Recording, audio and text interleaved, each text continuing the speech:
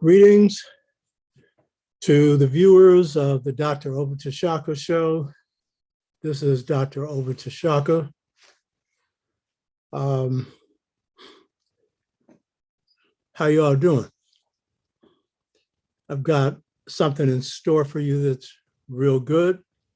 I had to go and do some cooking in the shop in terms of figuring what am I going to cook up for this show, and it comes to you over time. And I think what you'll get from this show is connected and related to the previous shows that we've had in the last 4 shows, especially, but it also ties back into the earlier shows on the Anu and on the Twa and on ancient Kemet. The King Pianki, right on, brother. You're the first one on. You know, one thing about this show is it usually comes on time, not APT time and not CPT time. African People's Time and CPT time are basically the same because we don't go so much on the clock. But being a revolutionary, I found that being at the battle early is important, not on time, early, to stake out the highest position. So I always try and be on time. And thanks for my team for helping me. And Brother Ogawa, right on. And I'll get in touch with you today. I got your email message, and I appreciate your offer to help on this show. I'm really enjoying this show.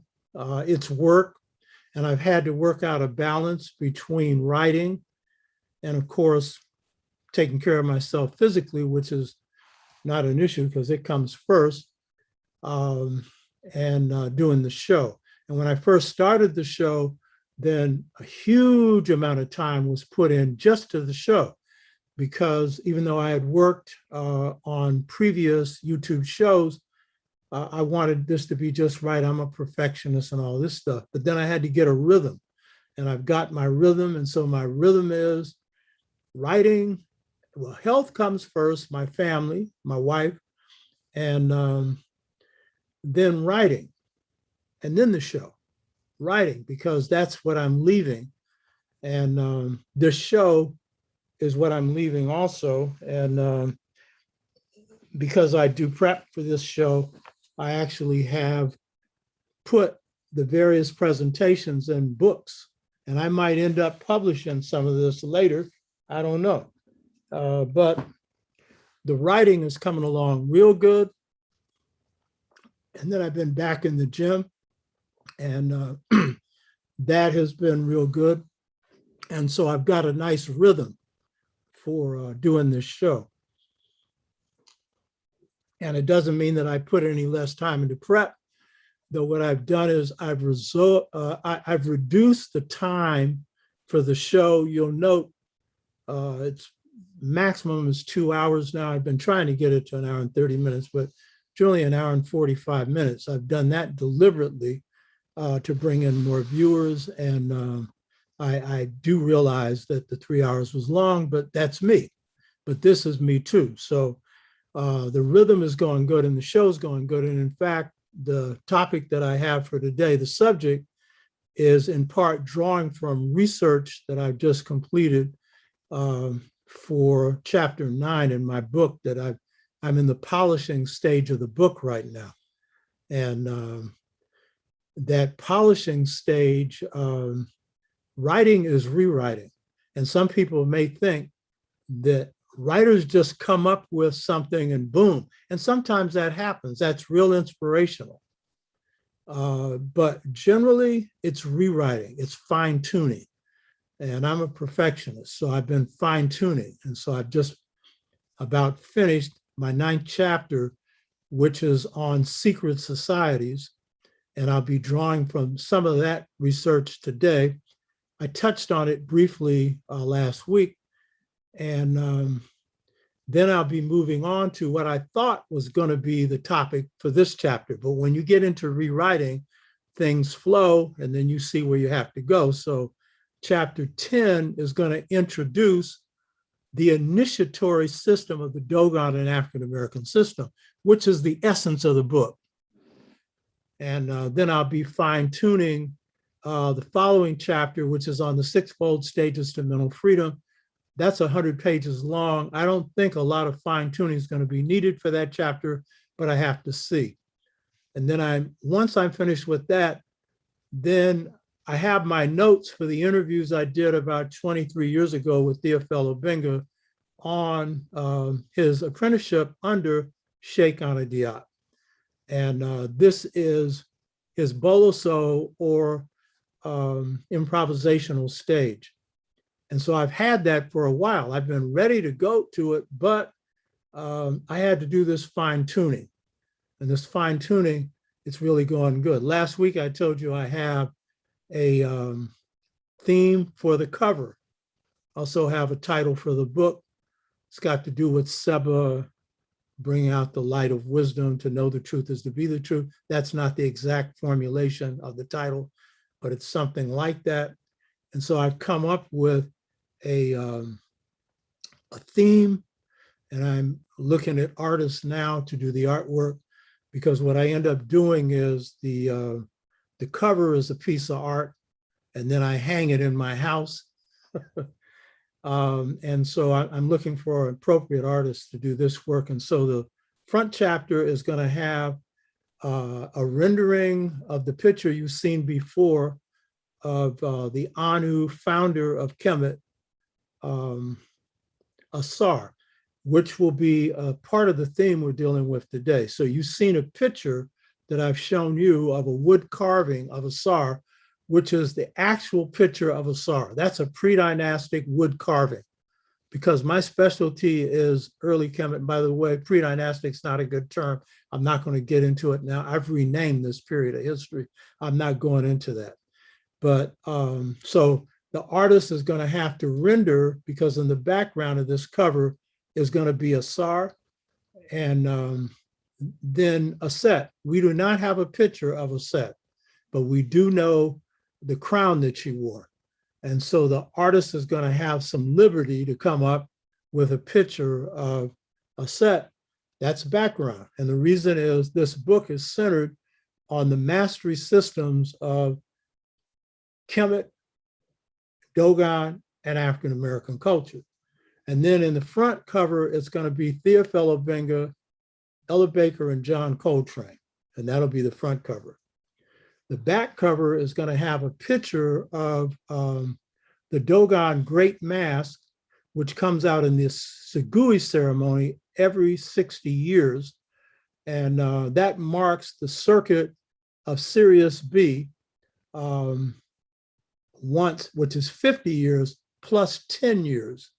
And that's because it's two circuits of the conjunction of Jupiter and Saturn, It's the second cycle of two cycles of Saturn. And then that's when leadership changes and everything else. So in the background of the back of the cover will be the Dogon Great Mask with a pharaoh's crown. That's been used before by other artists and other renderings, and I used it in the Mother Principle. And then in the front of that will be the other three masters, John Henrik Clarke, Amilcar Cabral. And because I had to understand and go through this system, I'm one of the ones that I look at. I have to, because if you haven't done this, you can't explain it, and it'd be myself.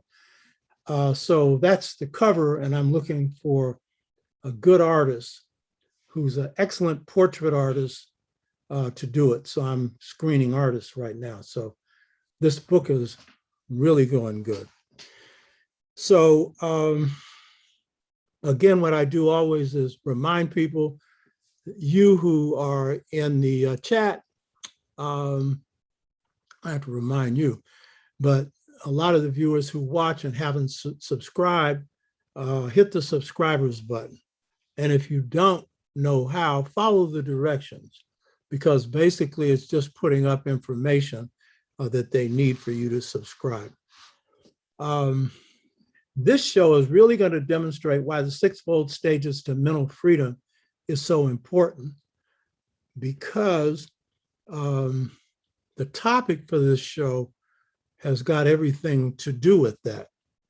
And so for people that haven't enrolled, sent me to my email a notice that you're interested in taking part in a year-long webinar, then do that and send it to Otshaka, O-T-S-H-A-K-A, at sbcglobal.net, and let me know that you're interested in subscribing. There's a minimum number of people we need, and each notice that I get is put in a file, and I also let people know that I'll be sending them stuff at a certain time to introduce them to what this will be.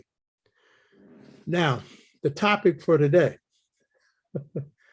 Most of you have probably received the promotional. It is, what is Africa to me?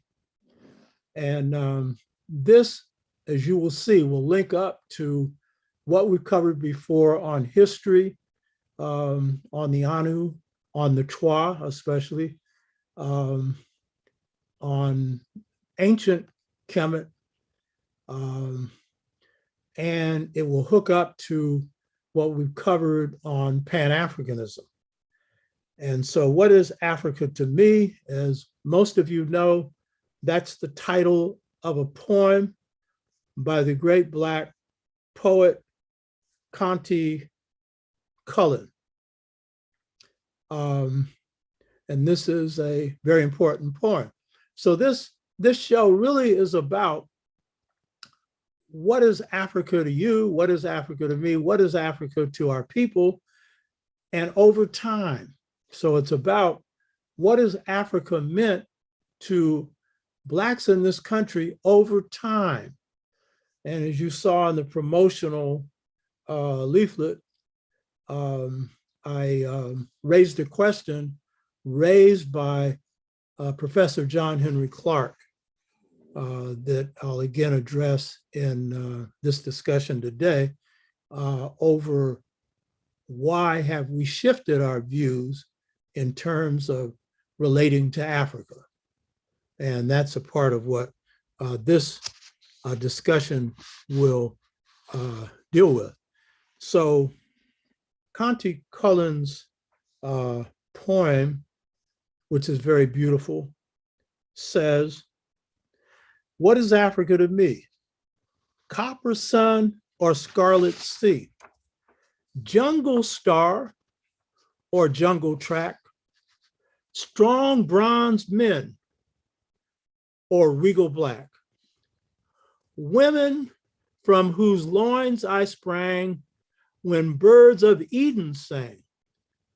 3 centuries removed from the scenes of his father's loved spicy grove cinnamon tree.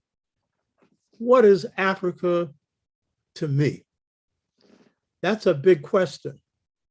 And it's not a simple question for African people in the diaspora, whereas people who are watching this show from South Africa or Kenya, various places, who are viewers, then it has a different meaning because this is your homeland that you live in right now.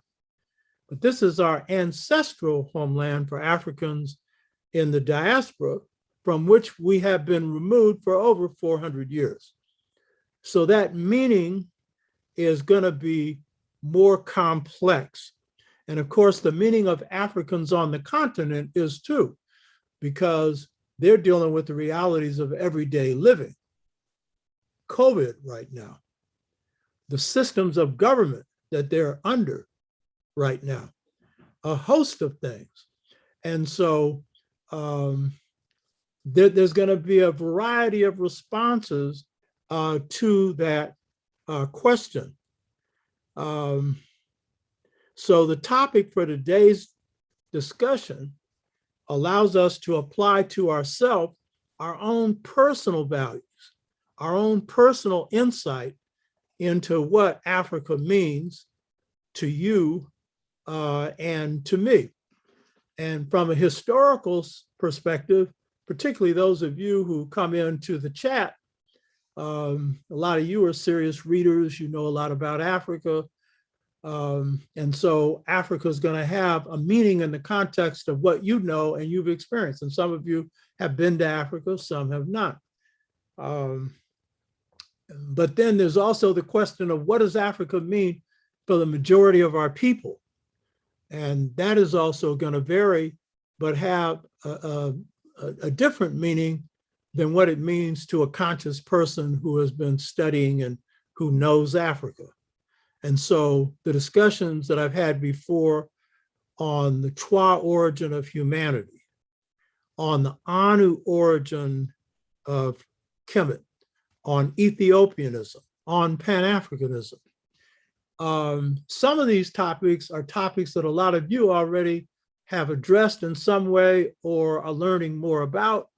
And so Africa is going to come from the realm of some depth of your knowledge and your experience. But for a lot of us who don't have that knowledge, then it's going to be a different set of responses. Now, for me, and I'm going to only discuss my own reaction to this, what is Africa to me? I will say this: Africa has meant different things to me based on my consciousness. When I was unconscious, Africa meant literally nothing to me. Though I didn't know it, the values I was raised under, the extended family community that I experienced in the Fillmore up to 7 years of age, and in my household, the extended family with my grandmother, my great-grandmother, my uncle, and then my family. The culture that came out of my family, I didn't know it was African. And Africa wasn't talked about in our house, not because we were anti-African. My father was proud of being Black, as I pointed out. And my mother was just plain proud. The N word was never used in my family. And when it came to capping, I never capped on anybody's mama because you better not say anything about mine. But also I didn't do it because Black woman to me, my mama and my grandmother, was sacred. And to this day, you're not going to hear me bad-mouthing anybody, let alone Black women. And when I was single, you'd never know who my girlfriend was because it was none of your business. That was a private relationship. So I ain't putting my business in the street. If Oprah ever had me on the show, she wouldn't be able to get out of me what she got out of everybody else, not me. So I didn't know that that pride that I was coming out was really African-based pride, you know, because like most Black families, my family didn't know anything about Africa, but they knew about Black and they were proud of it. But my view of what Africa meant to me, it had meaning when my eyes opened up, when I woke up. And then Africa had all kinds of meanings. And then I went through stages of meaning. I fell in love with Africa like you do a lady or a man, a woman does a man, you know. There's the romantic stage. So I went through that. And then I went through the reality stage, which I'm in now. And a visit to Africa was very helpful in getting me down to earth for the reality stage. But Africa has always meant the gold mine of culture, of wisdom, of beauty. And it's always been key in shaping what I do. So for each of you, think about what Africa means to you, but also think about what it means to most of our people and why. And that's what this show is going to heavily address. So Africa has meaning according to where our people are coming from. Highly conscious, it has one set of meanings. And some very conscious Black folks don't see any relevance in Africa either. They may be politically conscious, but they don't see any value in Africa in our lives today either. And those are people usually not grounded in African history and culture, and sometimes not even African-American history and culture.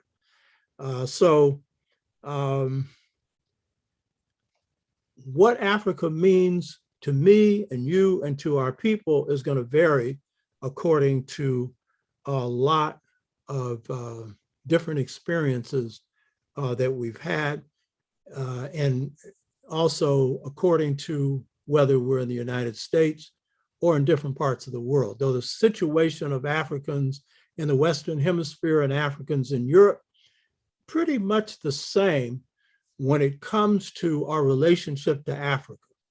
Now, when it comes to how African culture influences us, as I said before, African culture was dropped in the Caribbean, meaning Africans came into islands where they were the sole reality. Native Americans have been wiped out. And so they were 97%, 98% of the island. So the culture continued under outside influences. So it was hybrid. So you have the European thing on one side, the African thing on the other side, but the African didn't have to fight to continue their culture. We had to recreate it here. So I've made that point before. And so in the United States,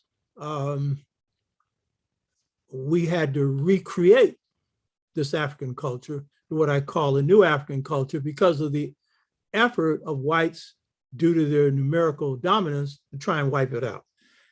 So I've discussed that before. So in looking at the question of what does Africa mean to me,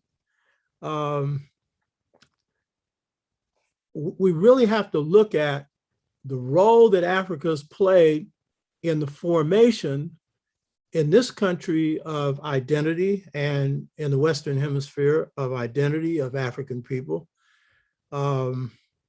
We have to look at also the role that Africa's played in places like Europe, Asia, and the South Pacific.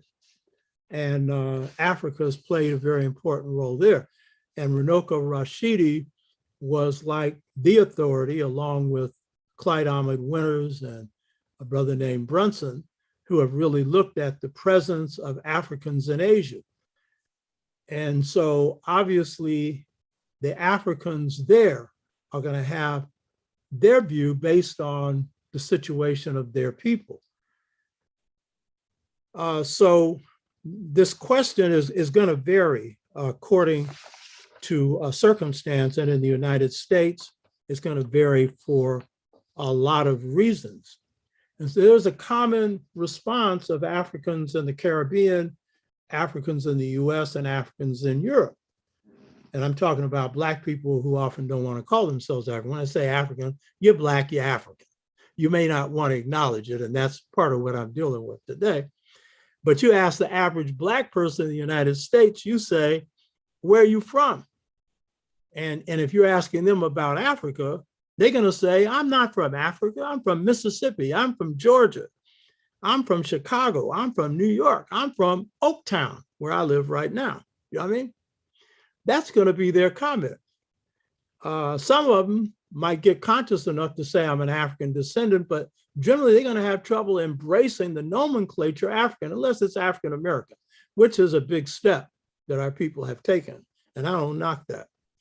The average Black person from the Caribbean, if you ask them, and basically if you say to them, you're an African, the response you're going to get is, no, man, I'm not an African, I'm a Jamaican.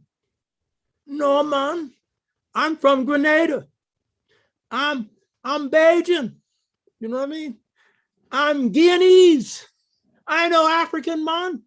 Be more African than some of the Africans on the African continent. You know what I mean? So there is this reality that the majority of our people do not want to relate to Africa. That is a reality. It's not true of all of our people. And the evidence of that is you'd have had no Garvey movement if all of our people had given up on Africa. And what's interesting about the Garvey movement is its central appeal was Africa. And part of it was an African return. Some say Garvey wanted Blacks to return wholesale. In most cases, he was arguing for some to return, but he was centering his program around Africa, and he wanted Africa to be free and united. Fifth Pan-African Congress, Garvey's ghost is hovering over the Fifth Pan-African Congress, because as Kwame Nkrumah said, it was Garvey that inspired him most. Philosophy and Opinions of Marcus Garvey, because Garvey was pushing for African independence. But note, that the Africans who embraced Garvey the most in the Western Hemisphere were the Africans in the United States. He couldn't get his movement off the ground in Jamaica. He said because Blacks lacked race consciousness. They couldn't have race consciousness in Jamaica on a wholesale level because you have to have racism facing you every day on a wholesale level to be race conscious. Now, there are different kinds of race consciousness, and I'm going to discuss a few of them later that Africans have around the world. But this wholesale idea of race consciousness where your identity is shaped through your response to racism, that is a product of America. And in fact, Garvey didn't have race consciousness when on that level. He had the race consciousness of being a maroon and having Black pride, but seeing the world through the lens of race consciousness, he acquired that from Hubert Harrison, as I pointed out before, and from Blacks in this country once he got hooked up to the mindset of the masses of our people. But the key point is, the base of Garvey's movement was in the South, where you got hung just for being Black. Those were the Blacks that gave him the greatest support. What's that telling you? And by the way, it's the African in the South who is most African in values and behavior. Again, they'll have the same problems with relating to Africa as Africans anywhere. But when you want to talk about the pure form of good character, good values, and real spirituality, the Southern Black, that is like the root of our Africa here in America. And places like South Carolina, of course, are more pure African, and they're conscious of it. So while the majority of our people will say, I ain't no African, there are plenty who also relate to Africa. And some of those who say, I'm not an African, I'm from here or there, when Africa goes into crisis, they're the first ones lining up to support Africa. They're the first ones in the church to be putting on those dashikis and African outfits. You know what I mean? And if they're dock workers, they're the first ones that are saying, I ain't unloading these ships, like the ILWU, International Longshoremen and Warehousemen Union, that my father was a part of. He wasn't a part of this in Oakland, because he had passed on by that time. And so our attitude towards Africa is also contradictory. You know what I mean? It's complex. It's got to do with subliminal stuff. Malcolm made the point that in organizing the Nation of Islam, and by the way, Elijah Muhammad didn't like Africa. Some of the nation that listening now may not like to hear this. This is the truth. He didn't like Africa, you know? Malcolm inserted that African stuff, and his family did, who had played a big part, one in recruiting him, transforming him, and in the early period of building up the Nation of Islam. But what Malcolm said in the nation and after, that he observed that when you get to the subliminal level of Black consciousness, you're touching an African. And so it's complex. You hear me? Most everything we like that's Black is African. And a lot of it, we don't know it's African. But when you tap into certain things, that African comes out of you. Obviously, when you're on the dance floor, that's obvious. You know what I mean? But it comes out of you in deep ways, deep ways. When a jazz musician goes into the zone and starts playing a music they could never play before, that's of course the Spirit of God within them, but that's also the deepest part of being African. So this thing of what does Africa mean to me, hey, and to you, and to our people at large, this is complex. You know what I mean? Some deep psychological stuff inside of this, some deep stuff buried way down deep in the subconscious of our people. But in the end, that's what drives you. So the answer to the question of what does it mean for you and me, what's the meaning of Africa for us, is made difficult because there's a 400-year period of an interval between our kidnapping and now, over 400 years. And so the meaning of what does Africa mean to me is going to vary according to the time period, for one, and then the experiences that we've undergone during that particular time. So when we deal with first generation Africans, those are the Africans who came directly off the ships, then that's one thing. They're called saltwater Africans. That's one thing. What did Africa mean to them? They're going to see this through the lens of Africa. So that's one thing. But for the majority of our people who over, the period of enslavement, for example, a couple of hundred years, there's a period where historical amnesia sets in. Not just caused by the length of time that we've experienced from being here and being in Africa, but also because of our exposure to propaganda that has occurred over that historical period caused through enslavement. So there's going to be a difference between first and second generation Africans and then subsequent generation Africans.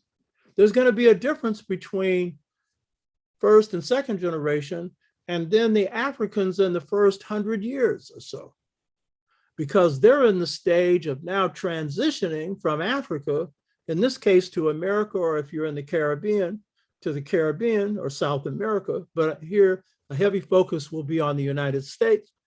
And so what's happening here is we're reforming ourselves as a people. And we are beginning to establish a culture. We're beginning to establish a family system. We're beginning to establish, in the case of free men and women of color, communities, economic systems, political systems, spiritual systems on the plantation, and what's called religious, which are also often spiritual systems in the communities of free men and women of color. These are brothers and sisters who have either escaped from slavery or who have bought their way out, or who were always free, like Martin R. Delaney, who came from a free family. But being free had very little meaning because you had no human rights, And the only thing that separated you from someone on the plantation was the lash and picking cotton. But other than that, you were not free. So to call them free men of color is kind of a contradiction in term, and most free men and women of color knew that and saw that.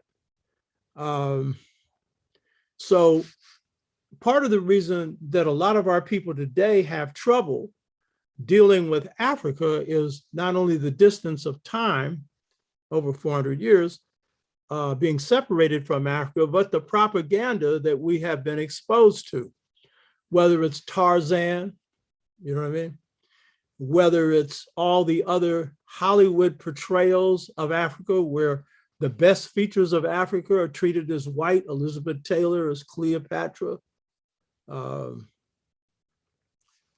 Brynner as Ramses, he was a gypsy, by the way.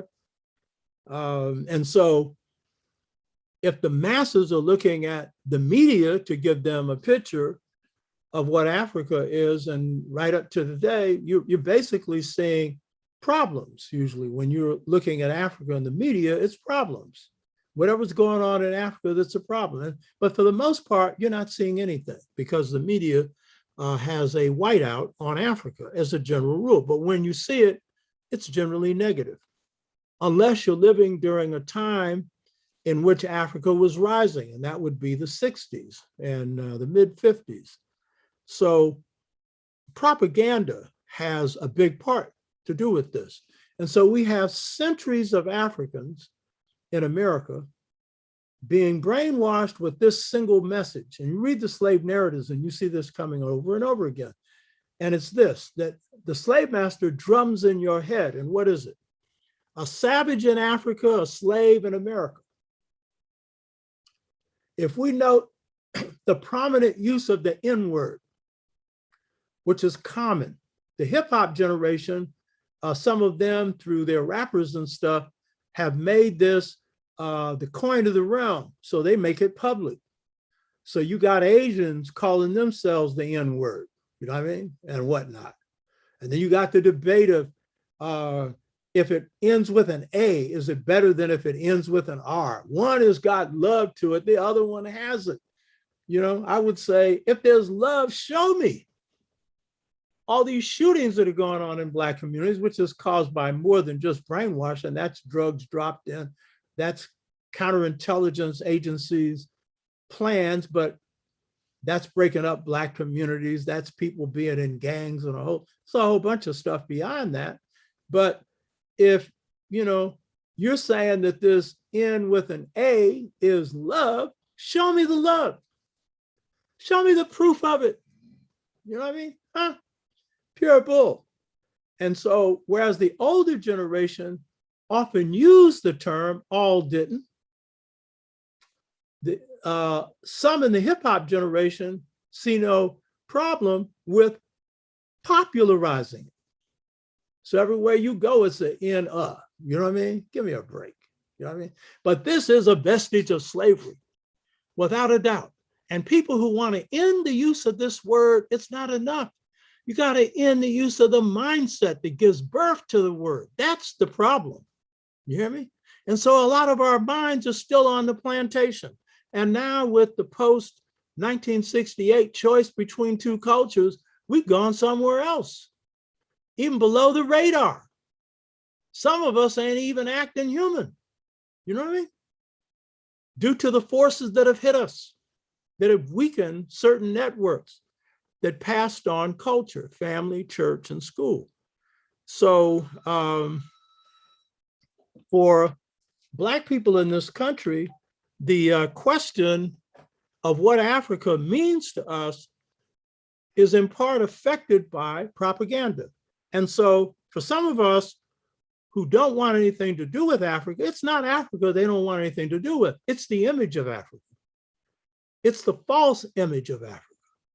And since a lot of us don't like to hit books, and then some of us now with this, you know, new age computer thing, what I call the ignorant, we have short attention spans.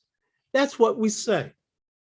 But we don't have no short attention span watching a basketball game or a football game or getting into a woman or a man. Our attention span is pretty good.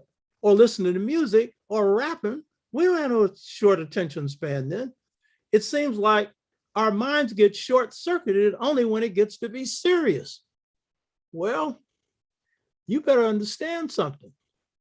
You're in a race not only for survival, but for power. And for power, knowledge is key. And for knowledge, concentration means a whole lot. You hear me? I don't care whatever you do. Knowing it is key to being good at it, whatever it is. So what does Africa mean to me and to you? Part of it's got to do with the image that you have of Africa. And that's got to do a lot with the knowledge that you have. And because just as your knowledge of yourself as a brother or a sister has a lot to do with knowing your family, knowing your mother, knowing your father, knowing your grandparents, knowing your siblings. So your knowledge as a people has got to do with knowing your roots. And the more you know about your roots, the more you'll know about the fruit. We're the fruit. Africa's the root. And when you know that, then guess what? You got a deeper knowledge of yourself, got a deeper knowledge of your people. If you want to go into the psycho fields, you know, the psycho this, the psychologist, then the more you know about this deep stuff, the better you'll be able to help people. If you want to go into business, then you'll know what not only will sell, but what will be good for your people. And you'll know how to appeal to them. And you'll always know if you're going to get over, you got to be excellent. That's a quality of being African. Excellent, baby. You hear me? That's us. Not mediocre. That's African. Tough, rough, meaning if it's a subject you're mastering, don't deal with the easy, deal with the tough, because that's what life is like. So what does Africa mean to us? Well, it's image. But if you have the knowledge, you'll go well beyond the image, because the way something looks often isn't the way it is. And so that's the thing about Africa. So one of the best ways to correct this false image of Africa that has turned the majority of our people in the US and the diaspora off from embracing an African identity is for them to know, for us to know, how Central Africa has been for African people in the United States and in the diaspora, informing cultures, informing values, informing families, informing organizations, informing resistance movements that have pursued the goals of freeing our people, in shaping businesses, in shaping leaders. If we're to understand what Africa means to you and me, it's very important that we've got to understand where our spirituality comes from. Because again, it has an African root. And most importantly, this is real important, because some of our scholars are now treating this like this is a new subject. It's something that they think there's a need to rescue, and to some extent there is, but if you know anything about African culture, you will know that humanism is at the core of this culture.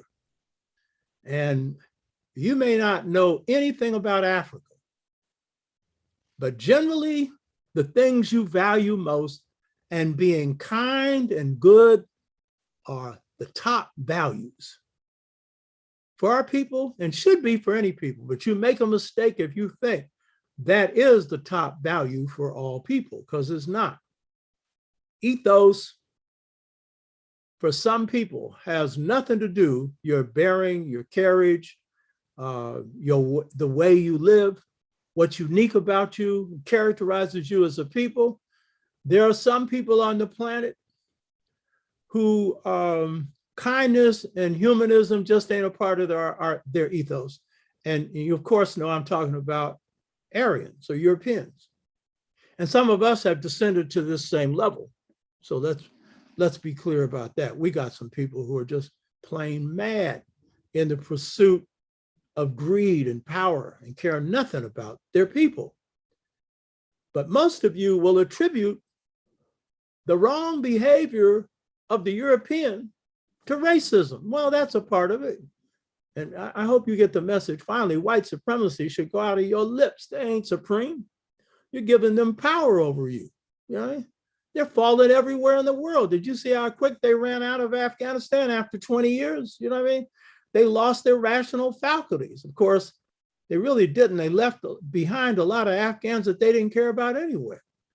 But if you think their inhumanity is mainly due to racism, you don't know their culture. And most of us don't, because that's all we studied is racism. And, you know, we think that we're real profound on that. Well, yeah, we know it. Our culture's wired to that. I said this before, and I'm just going to drop this. I'm not going into white people today, but I'll say this. Their ethos is teleological. That's what characterizes them. Teleological. What does that mean? They are use-based people. That's their culture, meaning that what is called ethics for them, when you go to the root of their culture, the Aryan culture, the Lord and Master culture, then the root of that culture is what is strong is good, and what is weak is bad. And so whatever is useful in acquiring power, technique, or any methods of control, that is the ethos of the area. And some of us are falling into that pit right now. Some of us are getting satisfaction over control and over murder. That's a very small number, but some of us are falling into it because we don't know the real Aryan culture. We don't know what our people are descending into. So, but for the African, goodness and kindness is the essence of what it is to be a human. And don't think that that makes you weak. You can be strong or weak being good and kind. It depends on how you handle yourself in the world. But if you give up your humanity, what is the point of living? You know, if you become like your oppressor, what is the point of living? My master teacher and the master teacher of many others was Professor John Henrik Clarke. And he raised the question that was on the promotional leaflet, and I want to repeat it again. And it is really the question that I'm addressing in this show. And John Henrik Clarke was someone who loved Africa and loved African people and was just a magnificent human being, but that's par for the day for most Black folks, and a real gentleman. This is the question he raised that's pertinent to the question of what does Africa mean to me? He said, quote, why were Africans then, and he's talking about in the past, first Africans and subsequent Africans in enslavement, most of the period of enslavement, why were Africans then closer to Africa than now? Why did we have a romance with the word Africa then, and we are avoiding it now? When we were comfortable with being African then. John was real good at making things real basic, you know what I mean? And he had the advantage of knowledge, but he had the advantage of wisdom and the advantage of insight. So when we answer this historical question, we can help many of our people to restore their historical memory through understanding the role of Africa in making our people great, in spite of the adversities they were under. And you see, we have this woe is me view of the enslaved African. They didn't have that view of themselves. Go read what they say about themselves. They had a sense of nobility and dignity, greater than most of us have right now. Not all of us, but a lot of us. Because Zora Neale Hurston, I said this before, she said, the closer you are to slavery, the closer you are to Africa. And so as a result, you saw this African pride in them. And so when we answer the question of what Africa means to me, then we'll understand better the role of Africa if we are really digging deeply into Africa, the role that Africa has played during the various periods of our people's history: enslavement, Reconstruction and post-Reconstruction, segregation, and the period of the choice between two cultures we're going through right now, which we really can't face unless we understand who we are as a people, and the role of Africa in the formation of our peoplehood. The current crisis that our youth and our people are going through now is made worse because many of us in the United States don't know that we have a culture. And many of us don't know how this culture, that's a popular culture of the US and the world, was formed, and how it continues to exist and inspire us as a people today. And in fact, the very things that will get us on the road, we don't know it's Africa. Little Wayne, I was reading something where Little Wayne tried to kill himself, and it was because his mother had told him as a part of the punishment, he wasn't going to be able to do rap for a certain period of time. And so rap was his whole means of living, and he shot himself. And some white cop came in and saved his life. The other cops were rummaging through his house and everything to try and find evidence that he was using drugs or had stolen something. And one white cop had enough humanity to say, take this man to the hospital. And Lil Wayne now is very grateful. He didn't kill himself. But the key point was his commitment to hip hop is a commitment to the word. And he has a gift for that. That happens to be his light. And so, because he had other issues, he was ready to put the light out because he thought he couldn't pursue it. But what he didn't know, and he may still not know, is that light of the word is Africa. One of the founding principles of African culture is the word. It is the source of writing. In Medu Neter, it was the spoken word that guided the written word. And they called it the walking, talking, doing word because the spoken word has the vibratory force that comes from the power of God that resides within you. And it comes from a particular way in which the word is spoken. So the very thing that drives a Lil Wayne and a whole generation of young Black people is actually African. And a lot of them don't know it. You hear me? And so if what inspires you, and you don't know its source, imagine what you can do with it when you understand where it comes from. You hear me? You can work greater miracles with it. So right now, we're engaged in this choice between two cultures, the war between the European and the African and African-American culture. Some of us are making the wrong choice. A lot because a lot have been put in a position of not knowing the culture they have that they can use to draw from to make the right choices because they don't understand the African origin of this culture. And it's like you're going into war and the greatest weapon you have is your culture.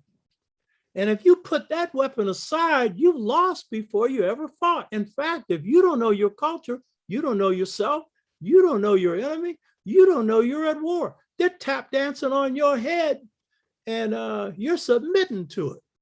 You hear me?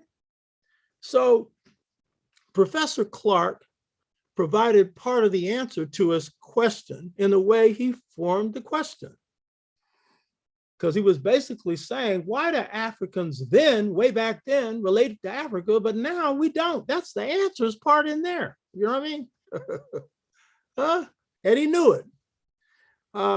So part of the reason that Africans then could relate to Africa more than Africans now do is because they were closer to Africa. They were closer to Africa then because they were closer to Africa in time. And they were closer to Africans who had a direct contact with Africa. Some of them were those themselves, but others were those they came in contact with. So if you look at the slave narratives, what you'll find is when you had this large intrusion of Africans coming from Africa into the United States or the Western Hemisphere, these saltwater Africans, you will find that the Africans who had been here a generation, 2, 3, or 4, held them in high regard. They would listen to their stories of the motherland. They would call it the motherland. They would listen to how they enjoyed sitting under the tree, listening to the wisdom of their ancestors. They would listen to how they talked about the love of their mother, their father, their sister, their brother, their grandparents. They talked about the great admiration and respect that they had for those in Africa who were fighting. And the Africans here, they would often refer to these saltwater Africans as expressions of African bravery. They were the ones who expressed African bravery. That's high respect. John Henrik Clarke's passion for Africa was stirred by his grandmother's stories. And John told me these stories. But you read John's stuff, particularly My Life in Search of Africa, two-part series of speeches.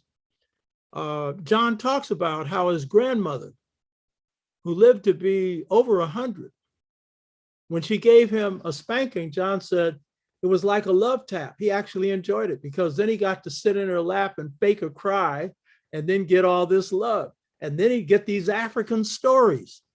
And what were these African stories about? His grandfather, her husband, Buck. That name meant something. Buck.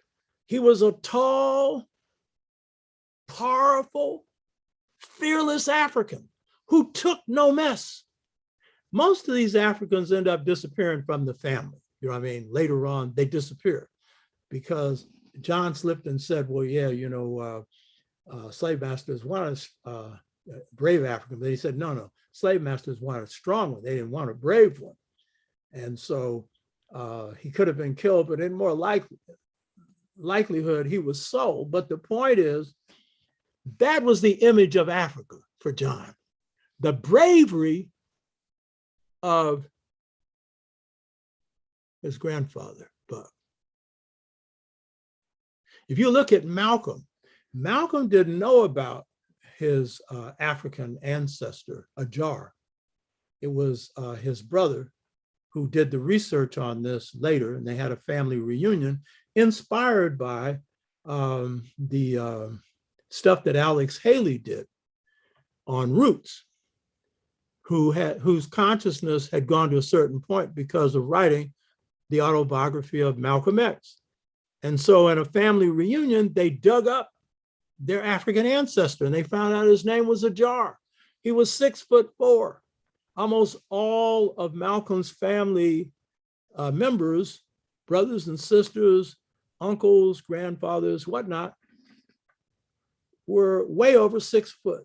Malcolm, I think, was 6'3". He was strong. He was a master builder, but the key thing is he was a warrior. And they conjecture a Bambara. That's a conjecture, which would have probably made him a traditional Muslim, probably. But he was someone that took no mess from white people.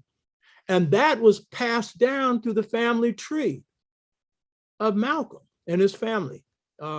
Size, but resistance. And his sister Ella manifested that. Malcolm was the only one of the males who didn't develop a real skill with his hands, but he had a gift for them. But he was a builder of men. He was a builder of women. He was a builder of Black communities, which his family was also. So this knowledge of Africa may have been in pieces, but the pieces that we got often inspired us to do great things. John Henrik Clarke would not have become the African historian he was, but for his grandmother. His grandmother and that knowledge of his grandfather was what set him on the course of Africa. So these Africans were also in the early stages of creating a culture in the US that they called African, that became what I call now New African culture because of the way it had to be reformulated. The fact that Blacks from the second and third generation on began to identify themselves as Africans was a shift in identity. This is one of the shifts because as we trace what does Africa mean to me and to you, it's over a time period. And so there's a shift from the saltwater African, who you couldn't tell any stories about a savage in Africa or anything. They knew who the savage was, but didn't come in here as Africans. They were Igbo, Bambara, Asante, Fulani, Yoruba, whatever. They were ethnic. There was no concept of them being African. But what happens is with the African in the US, in the Caribbean, wherever we are in the world, and this happens among the newly educated Africans, the missionary trained ones in Africa, which we talked about last week, they acquire a level of race consciousness. Here it's thoroughgoing. In other places where racism isn't in your face, especially at the end of slavery in the Caribbean, there is still a race consciousness, but it's manifested in a different way. But in this country, race consciousness begins to lead us to see our people in a different way. It begins to get us to identify our people in terms of the totality of where we came from than from its part. And so the totality is Africa. So we begin to identify ourselves as African. And this is a forerunner of what becomes Pan-Africanism in the 21st century. And this idea of Ethiopianism that I've discussed before helped shape this consciousness. We do this in part because we begin to lose a memory of what part of Africa we come from. But it's also because there's a shift in how we see things. And we're starting to see things in their wholeness. And this is a shift of consciousness that works to our advantage. And you begin to see this also with the missionary trained Africans in Africa. They begin to identify with Africa more so than with ethnic group, though some of them still have strong ethnic identity. Some of them are being shifted out through missionary stuff. But for the positive ones like Blyden, they are looking at African lives and customs. And while he was talking about specific groups, he was identifying customs that cut across ethnic groups. And this is what's beginning to happen with us. So a second reason then for the term Africa as a term that we use to identify ourselves was because with time and a consciousness develops that enables us to see our people as a whole and enables us to do something else, to dip into the cultural unities of the various different ethnic groups. Because whether we knew it or not, then African cultures, no matter what ethnic group you come from, Europe, Asante, Dogon, whatever, the commonalities far outweigh the differences. And this is something that's a myth that European historians and some Blacks who have taken on their view have adopted. And as one of the arguments for we didn't shape a culture here is that the cultures were so different, there's no way in the world we could have shaped one. In fact, the unities are so great, the differences are much smaller. And there are differences, and a lot of those differences were valued among Africans because we learn from differences. But there was a common unity. For example, throughout African history, you could say this, there was such a great cultural unity.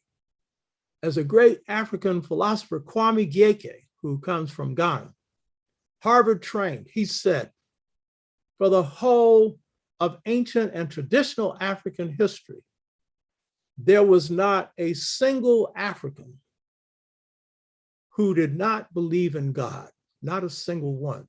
He could make that assertion. Now that's a cultural unity. Huh? Not a single one. So, and I could go through a whole bunch of others that are also cultural unities. So the African, as their consciousness shifts and they begin to embrace Africa, they're also enabled to embrace common values that transcend tribe. And this contributes to the power of the African who takes on this sense of African identity. And so we can see the need for relating to the whole of Africa. The second reason that the term Africa became the term that enslaved Africans used to identify their ancestry, because with time and consciousness, they began to hone in not only on specific values, common values, but they were also able to hone in on particular cultures in Africa that were of central value and central importance. And this morning, I'll be talking about two of those. And so that gave them great strength as well. And those two were Egypt and Ethiopia. And then, of course, their general respect for West Africa, from where most of them came from, and the values of those societies, which were pretty similar. So in examining the role of Africa in the creation of African-American culture and communities, Ethiopianism and Egypt were central in the formation of our culture. Now, I'm going to be getting into a particular focus on the formation of African-American culture here, and it applies to the Caribbean. But I don't want people to get the wrong idea. While I'm focusing on a specific group, I am not suggesting that this specific group did the whole thing in terms of shaping African culture in this country. I'm using it because of their seminal role, their central role. But there were many forces and cultural groupings that contributed to the formation of African-American culture. It's very complex. And understand, we're a large group of people here. And so there's a lot of work that's being done now on how the culture was formed. And so what I'm going to focus on is a central part of that formation, especially for free men and women of color, but it has an impact for all Africans, enslaved or free men and women of color. But I do not want you to think that that's it. It's not that simple, you know? And when we get in at another time into African-American culture and get into how it's formed, and its elements and everything else, there's a reason why our culture is the most complex culture in the United States and in the world. There's a reason. And so I'm going to be focusing on a central point in the formation of African communities, African culture, African families, African economic systems, African spiritual systems, African apprenticeship system. We're focusing on that, but it's a lot more than that. This places a complexity. And that's why, again, short attention spans don't work here. Short attention spans can get you long lifespans where you don't want to go. You know what I'm talking about? Long lifespans in terms of time served. It doesn't mean you'll live a long time, but you live a long time in places you don't want to live because your attention span was too short. This isn't for the benefit of the people on the chat. This is for our general people, you know? There's an African rule in African mystery systems, and it is basically this: don't do anything without thought. Anything you do that you didn't think through, that's a mistake. Like getting married and you didn't think it through, that's a lifelong mistake. Like doing something stupid that gets you locked up, you know what I mean? Think about it. And if it doesn't serve your interests, don't do it, you know? So in looking at the role of Africa and what Africa means to me, then Ethiopianism and Egypt play a very central part in the formation of the culture. Ethiopianism as important on the plantation as among free men and women of color. Egypt, especially among free men and women of color, but also on the plantation, but especially free men and women of color. And it plays a central role in cultural formation, community formation, organizations, and the belief and practices that are central to us. One of the key things about Africans, both on the plantation, free men and women of color, they were communal in orientation. And so they did things collectively. And that's one reason why they were successful. That's one reason why you're alive, because at the end of slavery, no acres, no mules, but we had each other. And we usually got together in groups and made decisions. And we shared what little we had, which was next to nothing materially. And we survived on that. So it was a communal outlook as opposed to the individual outlook. Even though the individual was important, the group was more important than the individual. So Ethiopianism and the Kemetic orientation of the Egyptian thing is real key in cultural formation among Africans in the United States. Now, when I did the thing on Ethiopianism, I went into some stuff that is generally not looked at, and part of it was based on the source of Ethiopianism. And I want to remind you, it's the 68th Psalm in the Bible. And remember, the Blacks who were inspired by this, many of them weren't Christians in slavery. And it is the passage that says, quote, "He has scattered the peoples that delight in war. Princes shall come out of Egypt, Ethiopia shall haste to stretch out her hands unto God." This was, Ethiopianism was like a central part of nourishing this African belief system. But it was more than that. And so I don't want you to think it's just Ethiopianism. It's all the practices that Africans practiced on the plantation, all the institutions that they brought from Africa that I won't be discussing here. You hear me? But Ethiopianism is real key. And it's important to note that in this biblical passage, there's the link between Ethiopia and Kemet or Egypt. And this is at a time in the 18th century where white historians had written Egypt out of Africa. You understand? But Black thinkers had not. They had read the Greek writers, and they had read their own thinkers that associated Egypt with Black folks. They had read Herodotus. They were well read. They didn't have short attention spans.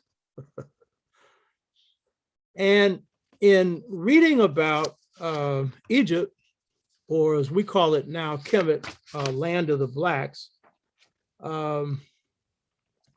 these Black thinkers understood that Osiris, coming out of the Greek thought, the Greeks had said Osiris had been one of them sent into Egypt.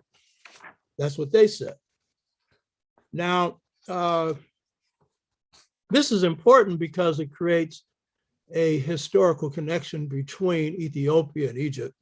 We now know that Asar was actually Anu, and was the founder of Kemet, as the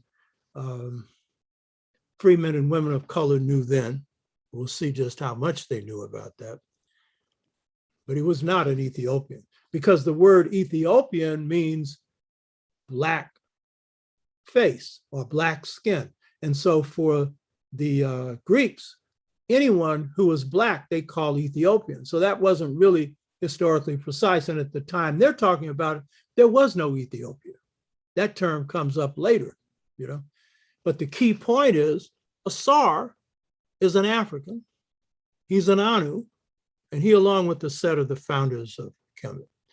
And this is part of what the African connection was for those who were building families, communities, building a culture, spirituality, and economic systems. So what were the African historical and philosophical links that established new African culture in the United States, African culture in the Caribbean, and African culture in South America? What were the African historical and philosophical links? And I'm just dealing with part of it. In discussing new African cultural formation in the United States and the continuation of African culture in the Caribbean, it's important to note the interchange between Africans from these different regions and the cultures they bring, which are common, but also have their own experience base. And so the interchange between Africans in the Caribbean and Africans in the US. My wife coming from Barbados, she has a real interest in South Carolina, where you have a lot of Barbadian culture. And of course, the whole Geechee experience, the linguistic basis and cultural basis, because of the isolated nature of those islands in South Carolina and off of Georgia, more pure African as opposed to New African. And so that's due to an interchange. And in fact, because a lot of enslavers in the Caribbean, they were facing fierce resistance in the Caribbean, so they come here. There were some major slave revolts in Barbados, for example, in Jamaica, across the Caribbean. So some of them bring their enslaved people here. And some of them are brought into South Carolina. And, you know, the problem for them in South Carolina is Blacks far outnumbered whites. And so we threw forward some fierce rebellions. You know what I mean? Denmark Vesey, as I pointed out, being the most important. So the interchange between Africans in the Caribbean and Africans in the US is very important. And last week I was talking about Edward Wilmot Blyden, and I briefly discussed African secret societies. And I talked about Blyden's insights on West African secret societies. I also made brief mention of the African Lodge. Perhaps the most important connection to Africa for Africans in the United States and the Caribbean was through the African Lodge. The African Lodge was very important. This was brought to the United States, the African Lodge, from Barbados. And it was brought here and set itself down and became a central institution for Blacks in the US, alongside of the West African secret societies that were also working here. And they were both based on secret society systems. And while this will do a heavy focus on Prince Hall, who brought this from Barbados, this is heavily Egyptian in influence, it should be noted that the secret societies of Inner Africa gave birth to the secret societies of Kemet. Kemet is the highest expression of the secret societies, but it's the societies of Inner Africa that produce everything that we call Kemetic, whether it's the hunter-gatherer systems that transform into agriculture, that then lead to the Anu who migrate into Kemet, or it's the institutions that we find in practices and spiritual beliefs and philosophies that we find throughout Africa, in this case, West Africa, where most of our people come from. So while I'm going to focus on the Egyptian influence by way of Ethiopia through the Ethiopianism, but the Egyptian influence, it's important to understand its source is Inner Africa. And this is something that Dr. Obenga and Dr. Sheikh Anta Diop understood, that Kemet, being in Africa, is of Africa.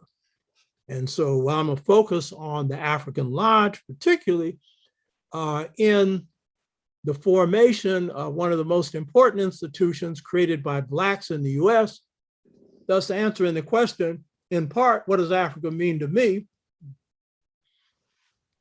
Understand West Africa and other African institutions and systems are also strong at the same time. Now, the key thing is Prince Hall, coming from Barbados, brings in what he calls the African Lodge. What's important about this African Lodge is it is the oldest institution and it comes out of Africa, coming out of an African base in the United States, created by Blacks. It's the oldest one. And this is important. It precedes the church. It precedes the free African societies that give rise to the church, that Lerone Bennett wrote about. it is the oldest institution that Africans created in the United States. Prince Hall was born around 1735. After his death, the African Lodge was renamed the Prince Hall Grand Lodge. It's only recent that it's been called the Prince Hall Masons. So Prince Hall called this organization the African Lodge to separate it from what the Masons were, the white Masons were, and to make it clear that it was an extension of African secret societies. And it continued to perform the same role here. So he used African Lodge to distinguish it from the white Masons, because the white Masons were basically using the Masonic order. George Washington was a Mason, to drink and have parties and to play like they were Egyptians, like they've been playing since they've been trying to mess with history. But for Prince Hall and for the Africans who worked with him, and generally for African secret societies, the key role of the secret society was to service the needs of Black folks, and the most important need was freedom. Prince Hall's most important goal was to advance the cause of freedom, and to do so by associating it with the greatest achievement that Africans have made, the great civilization of Egypt. So the African Lodge was the oldest and longest lasting African or Black organization in the United States. It was officially organized in 1791. That's going way back. Its resilience and its long-lasting ability was based on it being African. This is the key thing. The reason why this African Lodge, and then the secret societies as well, could be sustained over such a long period of time from 1791 to today is because it was founded on the identification with Africa. And it was founded on the identification with the best parts of Africa. This is a real key thing. The highest achievements of Africa. You hear me? And this is something that all Africans in the United States, and it's true in the Caribbean as well, could identify with. But it wasn't only the oldest Black organization in the US, it had the broadest appeal. And this is real important. Most organizations will get restricted by their labels. If they're Methodists, you get people who are Methodists. Baptists, you're Baptists. And those can be pretty broad in Black communities. Or if you're political, you've got an ideological focus. The ideological focus could be radical, or it could be conservative, or it could be moderate. You could be a left-wing organization, a socialist, a democratic, whatever. What is really amazing about the Prince Hall Grand Lodge, the African Lodge when it was first formed, is that it appealed to all sectors of Black folks, all religious sectors, class sectors, political orientation, you name it.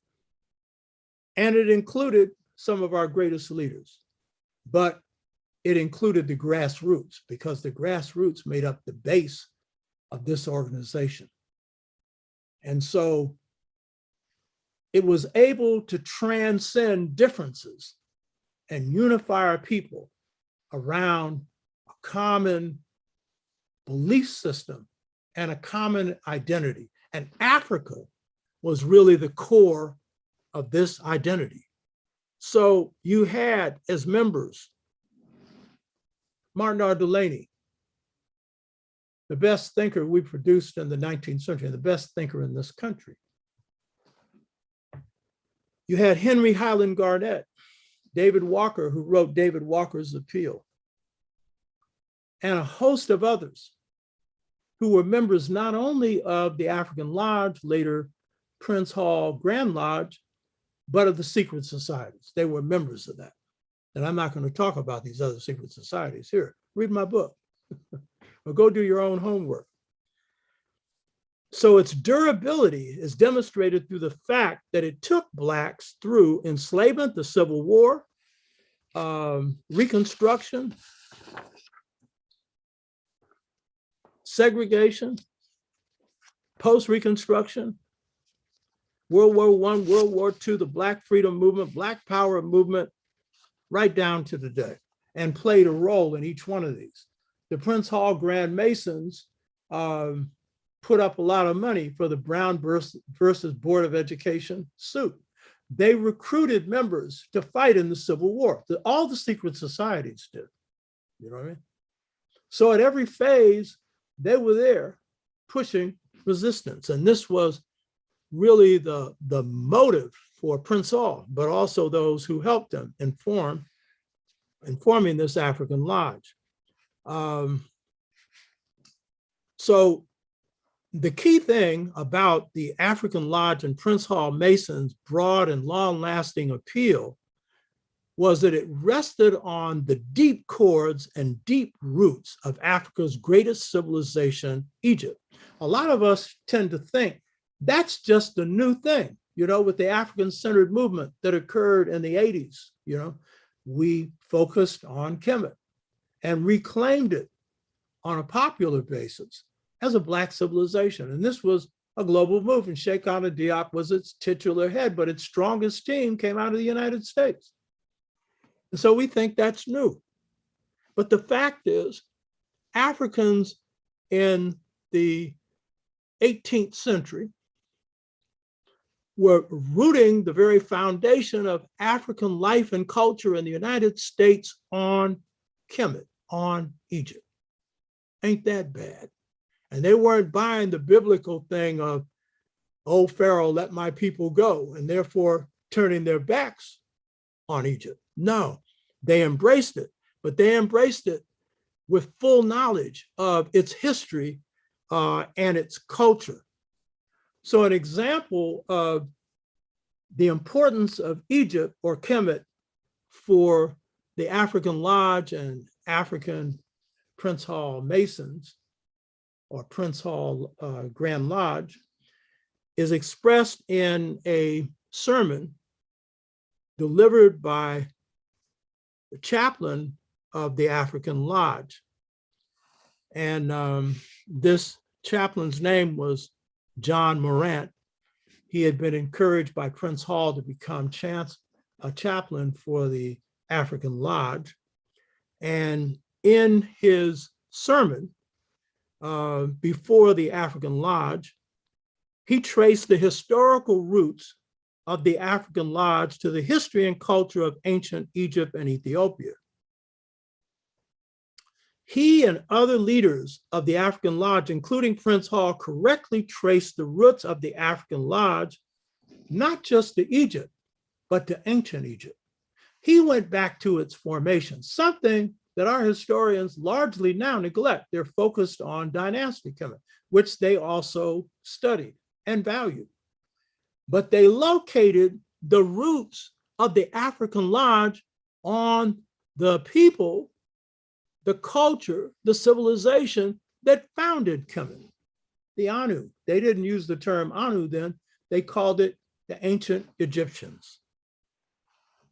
So the historical orientation of the African Lodge and the Prince Hall Grand Lodge was the same as the historical and political orientation also of the Ethiopianist scholars like Blyden, Delaney, David Walker, Alexander Young, and others. And the key point about this is these African leaders were major thinkers. And as I pointed out in a previous show, they were the ones who were plotting the strategy for the Civil War long before it happened.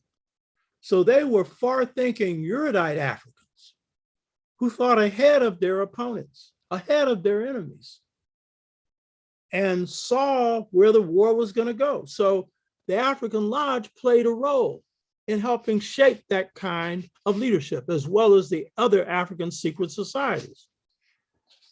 So get what this means for the 18th century, the early period where new African culture was being formed. It means that these Africans not only had a memory of Africa, but they knew it identified with its greatest civilization, its greatest achievements, and as we're going to see in a minute, its most central values.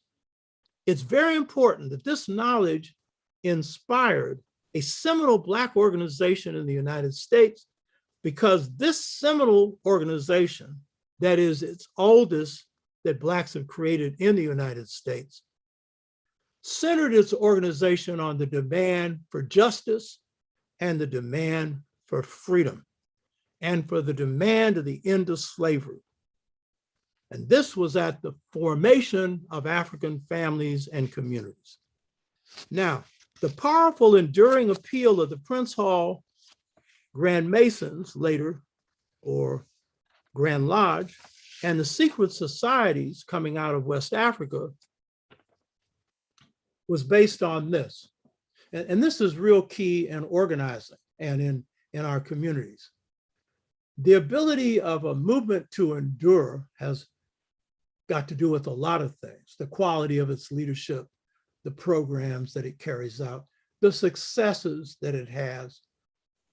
But the most important thing that will enable an organization, an institution, a movement to persist over time are the nature of the values, the nature of the philosophy that that institution or organization rests upon. And this was the key to the secret of the African Lodge and the Prince Hall Grand Lodge. It was that they rested their organization, as did the secret societies and many other institutions, and most importantly, the African American family and the African family in the diaspora. They rested it on pervasive, positive, enduring values. They rested it on values that are the greatest, that represent the microcosm, the macrocosm, the larger universe, the larger principles that can guide the individual, which is the microcosm, the smaller part. And so they rested it on big principles. Prince Hall and West African secret societies could inspire a broad cross-section of Blacks to embrace its ideals because it rested on these highest principles. Now, in rooting the African Lodge and later the Prince Hall Grand Lodge in pre-dynastic or ancient Egyptian or Kemetic history and philosophy, they rooted their teachings on, again, this is heavy, on its principal founders, a C.O.R.E and a Set, male and female, but the founders of Kemet. So they went back again to root knowledge. One of the real weaknesses in Western systems is that facts have been substituted for knowledge and wisdom. And there are a lot of reasons, mainly because you can rearrange facts any way you want to suit the people who are in power. But wisdom requires that you have a lot of experience that goes back in time. In my book on Seba, I deal with the encounter between Solon and who was a so-called Greek wise man who had mediated some disputes in Athens between the Greeks. And he had traveled to get away from a lot of the controversy, and he went to Kemet and had a discussion with the greatest priest in Kemet after speaking to the Pharaoh. And so he wanted to engage them in a discussion of wisdom. This is common knowledge for anyone that studied Kemet. After beginning to talk about their wise people, and he had been designated one of the wise men of Greece, he was interrupted by one of their wise priests who said, Solon, Solon, you Greeks have no wisdom. You are children in that regard. He said, what do you mean? He said, you haven't been here long enough, had the experience of civilization to acquire wisdom. This is acquired over time. And so when the Kemites talked about wisdom, they went back to a C.O.R.E and a Set. That was the root, at least 6,500 BC. And I'm coming to believe that's around the time for a C.O.R.E. And that's due to stela that I've been checking out recently that dates this period around that time. That's the processional cycle of Shu and Tefnut, which I discussed when I went through processional cycles in astrology, astronomy. Some of you didn't watch that because you've been brainwashed, you know what I mean? That's your heaviest stuff. And so the secret societies, in this case, the African Lodge, the Prince Hall Grand Lodge, was rooting themselves on the deepest wisdom on the planet. You hear me? On the planet, going back to a C.O.R.E and a Set, going back to ancient Kemet. And so the great appeal then of the Prince Hall Grand Lodge and the African Lodge before it was that they were centered on the pillars of Egyptian thought based on unchanging principles that bring permanence to life. This means that when you're joining this, you have a sense of what's important in life, which are the enduring values. And this creates a highly developed human being, which our families were also promoting, whether they were in the Prince Hall lodges or not. Now, the essence of this philosophy was summarized in the teachings. You know, the people at African Lodge have titles, and these titles are important.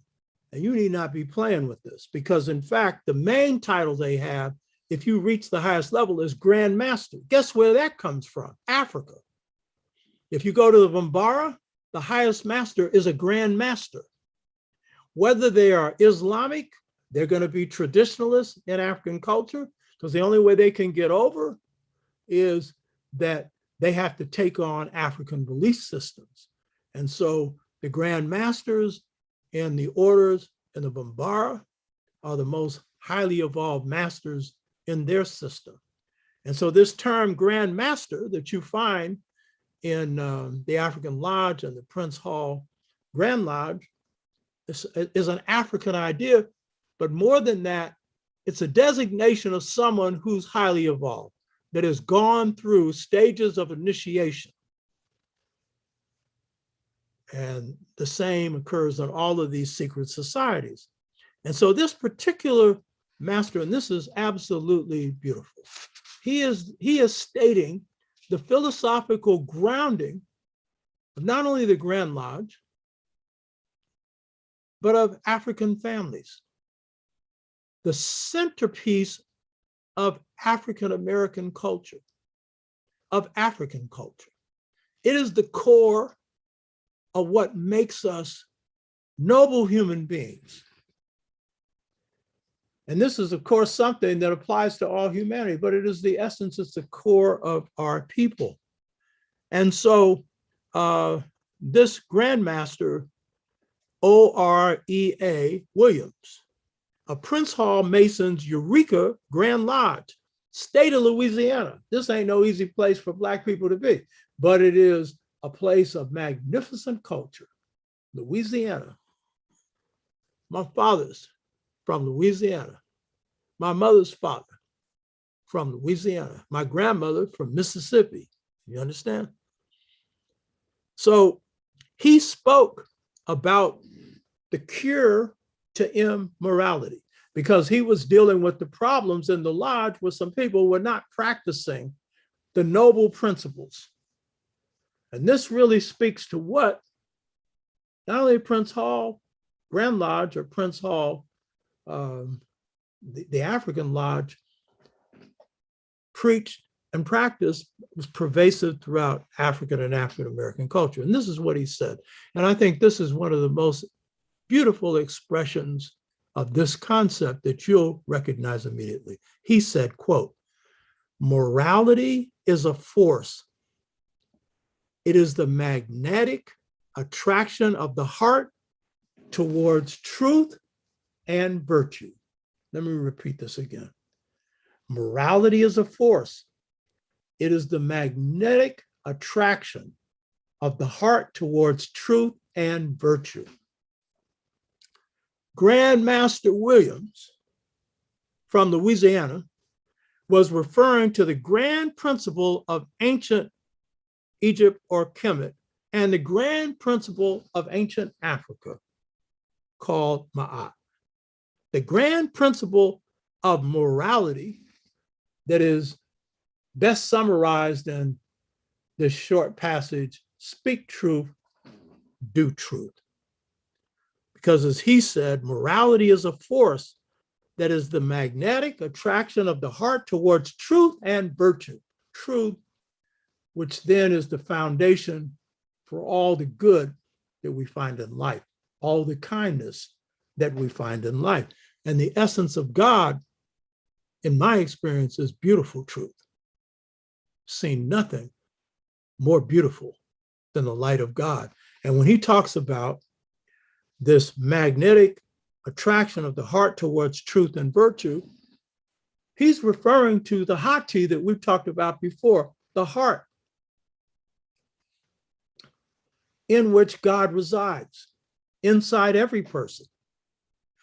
And for African thought, this is like the core of a people's power. That is why Africans all see themselves as God, not as capital G, not as ego, but as a divine being, a divinity. And therefore they would call their language Meru Necher, God speaks. Meru Nefer, the speech of human beings that approaches God. Why? Because God resides inside of you. Prince Hall carried himself that way, in humility, as most of our people do, talking about truth. So he correctly saw that morality is a force that arises from the heart. He correctly understood that if a lodge was going to be effective, if a community was going to be effective, if a family was going to be strong, then it had to rest on truth. It had to rest on virtue. And that is the highest aspiration that any human being can have. And we all depart from it. None of us are perfect. So none of us are in tune with the truth all the time. And life is about a search for that. What is it? And then we have our own truths, which is our gifts, and pursuing those. But it is, again, always adhering to what is right.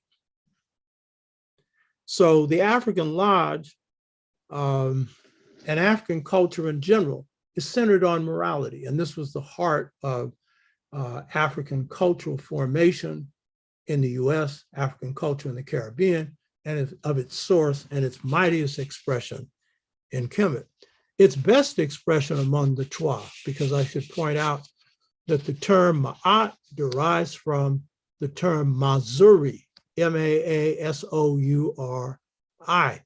which means straight, upright. And it comes from Twa language, which is more ancient than Meru Necher. And it is the source of the term Ma'at. But the people of the Twa practice it 24/7. Africans talk it and try and practice it, but not all the time. And so Africans, through the African Lodge and then the Prince Hall Grand Lodge, build the oldest organization in the United States. And it is so long lasting in part because of its enduring principles. This is key. Now, with Africa and the highest principles of African and world philosophy, and the truth as its central guide, the African Lodge, the Prince Hall Grand Lodge, centered itself, guided by these all-embracing truths, on strengthening Black family life. And at a time in which, if you were enslaved African, your families were constantly being sold and families were being reformed. And extended family communities gave you your real strength. At this same time, they were using these enduring values to set up schools. And most importantly, to hide Africans who had escaped from the plantation and got to somewhere where they could have a chance to breathe. And they were part of that group of Africans who would provide support for them. So this was not only the longest lasting organization, but it was the first organization to create an environment for Africans to be self-determining, because this lodge was run by African people. And what they were looking at was using that same model to provide self-determination for our people at large. This was also the first organization of Blacks to draft a set of regulations for Black self-government in the United States. And they established a tradition that's very strong in the Black community, that anything that we do, we should lead it. We should lead it. And that is, I don't care what it is, whether it's a religious, political, social, economic, we're in charge. And this is key for Black folks. And in fact, Black folks ain't following you unless A, you're Black, and two, you're right. And sometimes you can be right and turn wrong, and then we got a problem. You know what I mean? We got those kind of problems. So in conclusion, the African Lodge and Prince Hall Grand Lodge, along with other secret societies among free men and women of color, and secret societies that flourished on the plantation, because the plantation was the best place for the operation of secret societies. Why? Because if you're going to do anything, you had to keep it secret. And then the nature of the African is secretive. And so by nature, when you have an institution that assumes that Africans don't know anything, you act like you don't know anything and you do your own thing. And the fact that you have a continuity of skills coming from the plantation to the end of slavery, the fact that you have secret societies emerging at the end of slavery, and they are the foundation for building up insurance companies, helping to build churches, because there was always an interaction between not only Prince Hall Lodge, but the secret societies in general and churches. And by the way, the Prince Hall Lodge and the secret societies were more of a stable influence in initiating the construction of Black communities and even the Black church.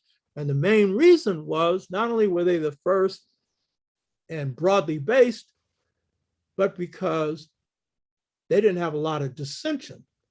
They had a disciplined structure. In the church, they were practicing African democracy.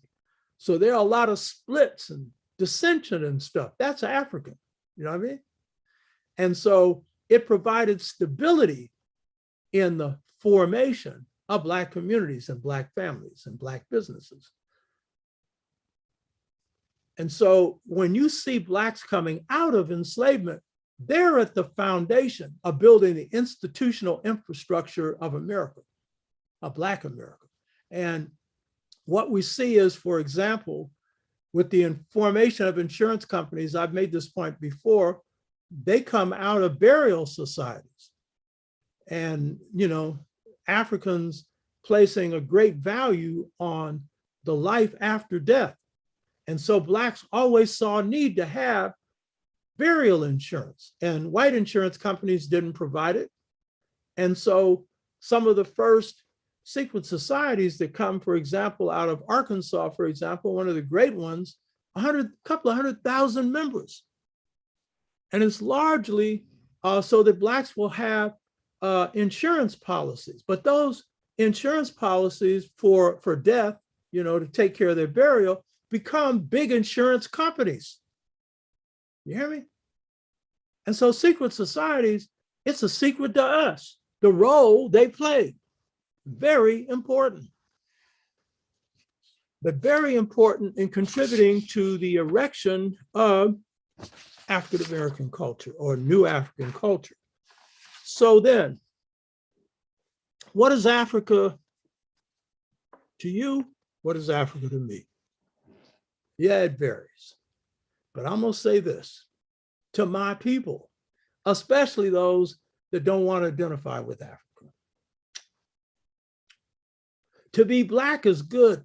And I will say this, there are some Blacks who come out of such a coherent Black cultural setting, they're just about as good as a good African who's Black.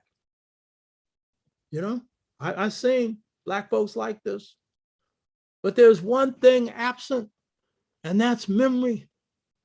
And when you are suffering from amnesia, in this case of a historical variety, and you're competing with people who may not know that much about their civilization either, Chinese, Mexican, I don't care what it is, Arab,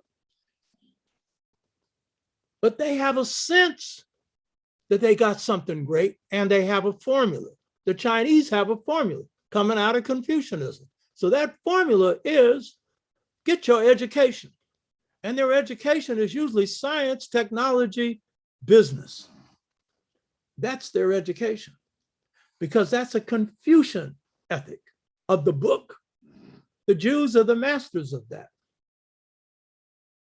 And the Mexican who comes in here from Mexico, he's got, the average one doesn't know the history of Mexico. The average one, their scholars do. Their well-informed ones do, but they have a sense of what their nation is, and they come in with certain nation building skills. So they're putting some Black people out of business when it comes to gardening businesses, when it comes to home repairs, when it comes to a whole lot of things. You aren't competing with them when they put up a taco stand, but that taco stand, which is that little mobile stand, that's where the poorer section of the Mexican in Mexico makes a living. So they carry that. They got something to make a living.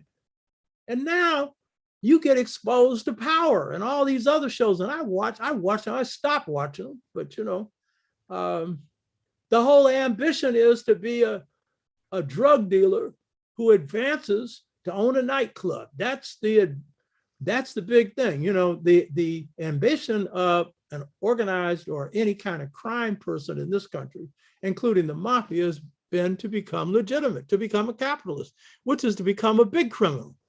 But it's legal. You know what I mean? That's what Las Vegas was all about, until big business, the bigger criminal, bought them out. You know what I mean? So a lot of us want to be Black, but we don't want to be African, but you're at a disadvantage.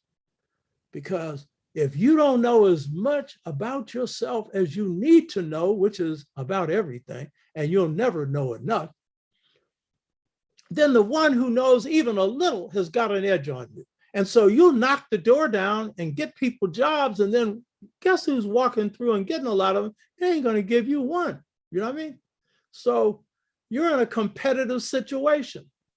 And when you have more to draw from in your past, you have more that you can do now. You hear me? And so what is Africa to you? What is Africa to me? Africa can help set your Black behind free.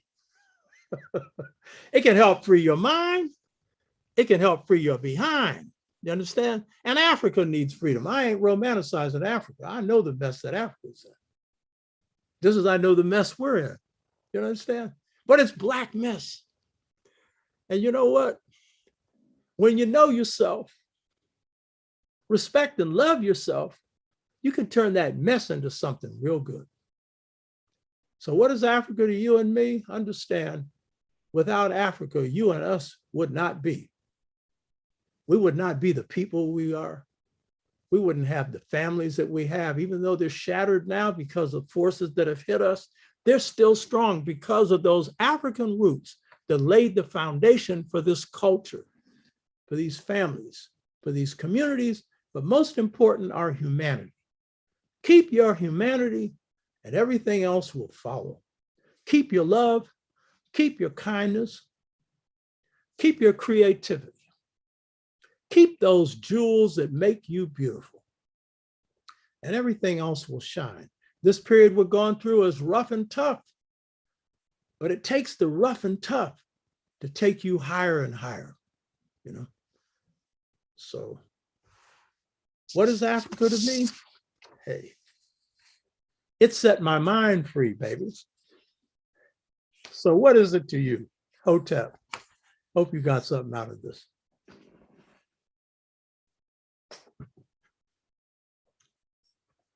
Okay.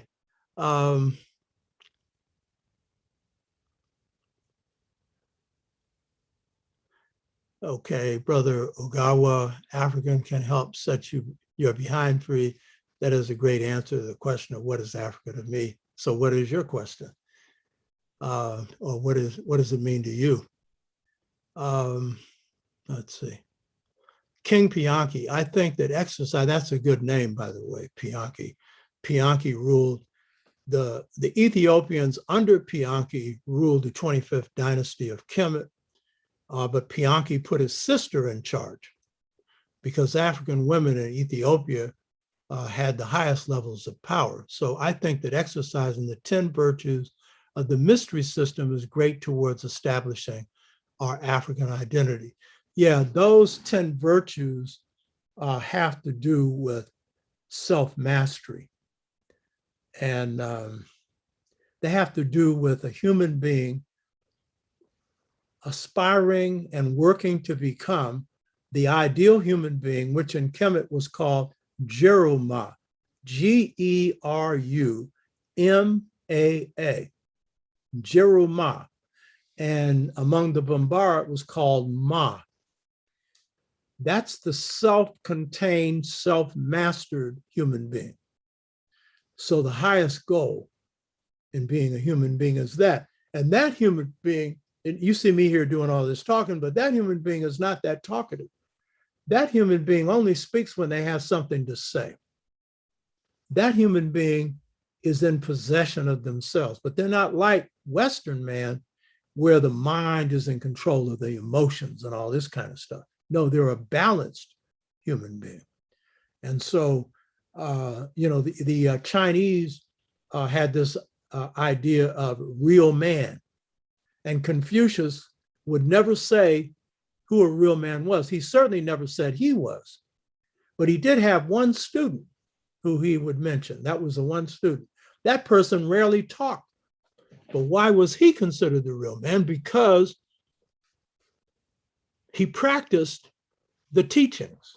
And Confucianism, because Chinese civilization is founded on the Anu, A-I-N-U, it has an African foundation. Their teachings were embodied in practice, the way African thought is. But ours is more spirit-based. So, the point about the 10 virtues is important. And those 10 virtues are often expressed through also what you say that you have, avoided doing, that you didn't cause another to weep, and you didn't instill fear in another and stuff like that. Those are the negative confessions, but those virtues are very important. King P.A.P.O, Africa to me is being spiritually connected to Netter, mentally aware of our story, and physically being prepared for an African rising future. Good, well put. And I would really say the African rising future, because I was in my first phase of what Africa meant to me when I began to embrace Africa. It was Garveyism. And it really meant going back to Africa, literally. I thought our people would. Then I found out that wasn't going to happen. I went to Africa and, got real about my love with Africa. And then I realized that the task for me, and I think my people in this country, is to use our position in the United States to help Africa. And hopefully Africa will use its position to help us. And Africans in the diaspora will do the same thing in the Caribbean, South America, Europe, South Pacific, Asia, wherever they are, mutually support each other. But I realized that my main task as an African is to take the best of African and new African culture and use it to change this reality. And I'm a strategist. And so the future is even more important than the moment, though I live in the moment. I enjoy the moment as you should, even though we're living under oppression. Guess what? Fighting oppression can make living under it quite joyful, and especially when you're victorious, when you fight winning battles, But it's the long-term fight that we have to really be concerned about. And so it's for our children and our children's children. And it's so how do we take something as crooked as a pretzel, to paraphrase Malcolm's statement, and make it straight like Ma'at? How do we do that? And we got to take the best of this culture, the one we've created here, the best of Africa, and the best that humanity has to contribute, wherever they are in the world, and use it to reformulate a society that's just. And so for me, as you know, the reason I'm doing this show is to exchange with you, but especially the younger generation, but especially them. But the elders as well, to learn from you and to learn from the younger generation. But the younger generation, it's the future. And so a lot of us have been jaded by this system to think it can't be changed. My favorite non-spiritual song is Everything Must Change. George Benson performed at the Jazz Festival in Monterey. He doesn't have the voice to sing this song anymore, but everything must change. Nothing remains the same. The young become the old. Mysteries they do unfold. A lot of us have been jaded into thinking that, well, this is the only system. It's here. You can't fight it, blah, blah. Well, every change, every improvement we've made in life has come through our own effort, through our own struggle. The biggest struggle is the one that King talked about when we had the discussion on King, Menu Ampin, Malcolm, and our most advanced thinkers and leaders have thought about, which is restructuring this place. And so that's, for me, the long-term objective, and it's taking the best of Africa to do that. So I'm doing replacement systems, 6-fold stages for mental freedom. That is the path out of miseducation of the Negro that Carter G. Woodson chartered. We're taught the same philosophy, history, blah, blah, of them. So we carve out our own position of oppression without being told to do so. So this is the replacement for that, the de-brainwashing. It's a replacement. The book I'm working on now, it's the replacement for how we pass on knowledge so we can reproduce what we have. How you pass it on is a reflection of the society that you're passing it on to. And so we're using a method for teaching African stuff for those of us who are conscious, and their stuff for those of us who aren't. We're using their method, even when we're pushing our consciousness, our truths. And so what we end up doing is putting people in a position where they reproduce this system, no matter how much they know about their own past. So this thing I'm doing on Seva, which is the teaching method, and then the mastering the master system, a part of which we're talking about today with the Prince Hall Grand Masons, I didn't get into their system, is replacement for these systems. Because when we restructure a new society, we have to have a system that's just. And the key thing about what I'm trying to do is offer systems that you can use now, not some that have to occur after you've overthrown this system, if it has to be overthrown, or restructuring or whatever happens. It could be 100 years from now. It could be 50. You don't know how long. I'm not a prophet. I'm not going to claim that I have any idea of that, you know. So that is the key. Same thing with the mother principle. That's my most important work. Return to the African mother principle, male and female equality.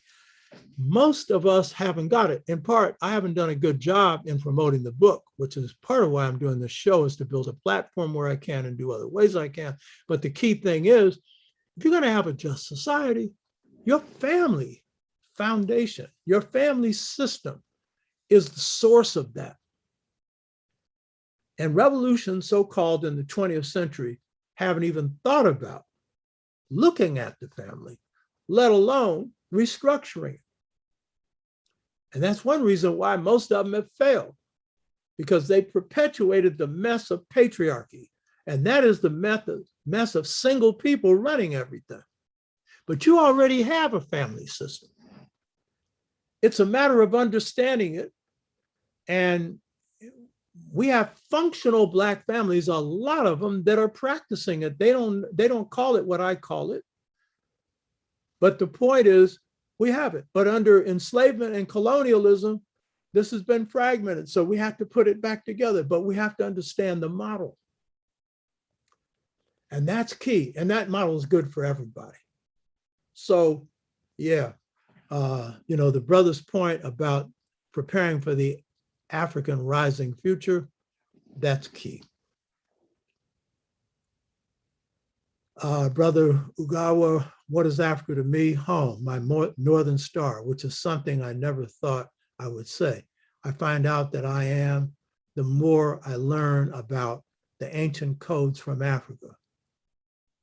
I find out why I am, the more, yeah, good point, good point. And then going inside yourself and drawing from the best of what's inside of you, you know, that also gives you that understanding. Let's see if there's anything else here.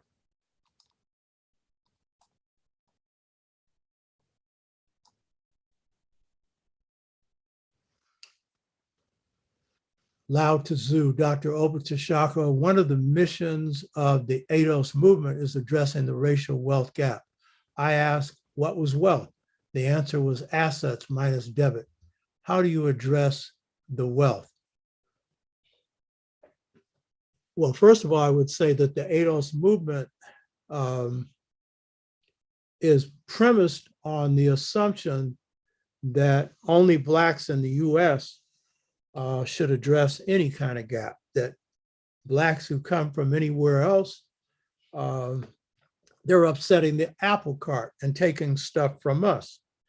And it's interesting that the ADOS movement doesn't question or oppose white immigration into the United States. But they seem to have objections to Blacks who are coming from other countries because they figure they're taking our stuff, and they're arguing that only we are entitled to reparations. But I've just showed you, for example, in the creation of the longest enduring organization in this country, it was an African from the Caribbean who came here and worked with us in setting it up, and saw no real difference because they were enslaved in both places. There were Africans in both places. So that's the first thing I would say, that the ADOS movement is going off the wrong premise, and should not be quoted when it comes to reparations, because they've led no movements. They're not a movement. They are a internet phenomenon, largely.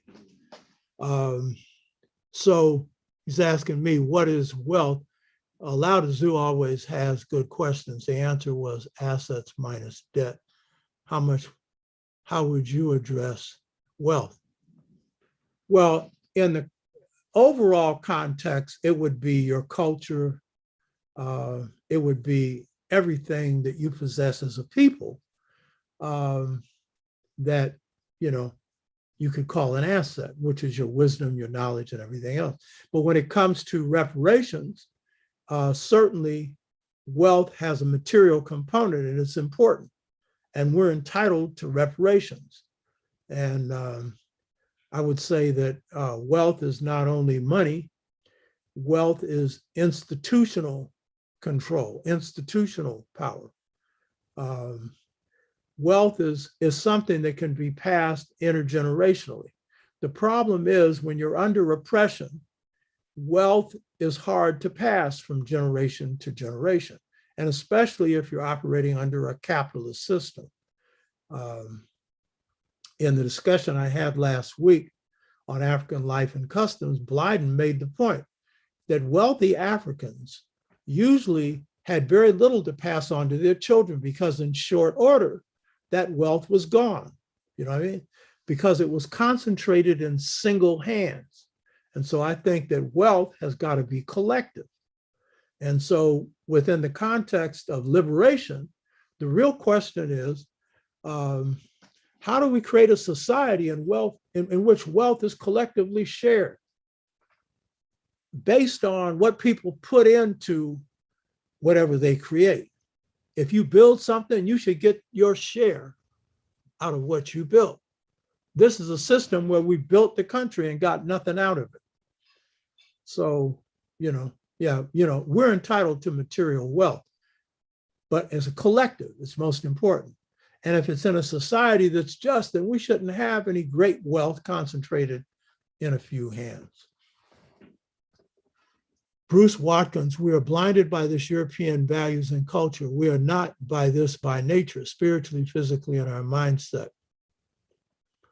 Yes, that's what's in the way. But then if you look at the basic principle of African-American, African Caribbean, and African culture, African diasporan culture, it is this: people before money. People come first. And truth, above all else. That to me is the purpose for living, is the pursuit of the truth. Now, what is the truth? Truth has many sides. It's kind of like an onion.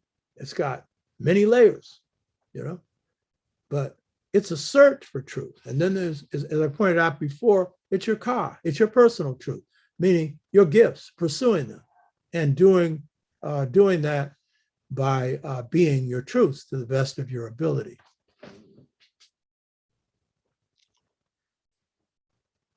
Brother Ogawa, he was looking recently at a book by Nathan Hare, my good friend, called Black Anglo-Saxons. Yes, good book.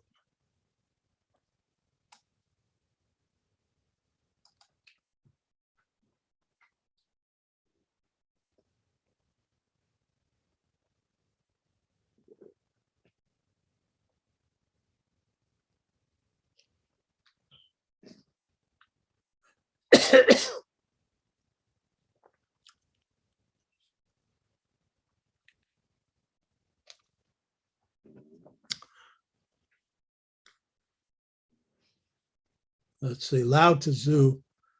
Hi, doctor. A group of us in Louisville at an ADOS conference. Unfortunately, it seems that they aim to create another classification on the census form called ADOS. Lao, are you at the conference now? And I know where it is in Louisville. I'm telling you, this group doesn't have the right orientation. It's not promoting the unity of African people, and it's serving an agenda that doesn't serve our whole people.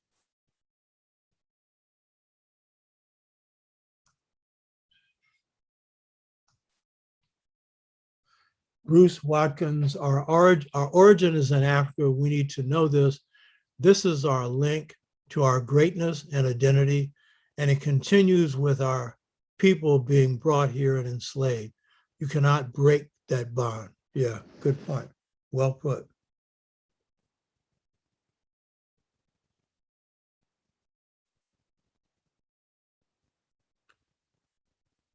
Wolf Manlu, most Blacks don't know what Black actually is. Yeah, true. I would say that there's a real important point about Black for us is we didn't get land here, what I mean, as a people. In the Caribbean, they were on the land, a majority on the land, and then after colonialism, then they become independent in a way. But here, our nationalism is very much tied to peoplehood. So part of what it means to be Black is to identify with a people and a culture. But our nationalism is heavily tied to peoplehood. That's real important to understand. You know what I mean?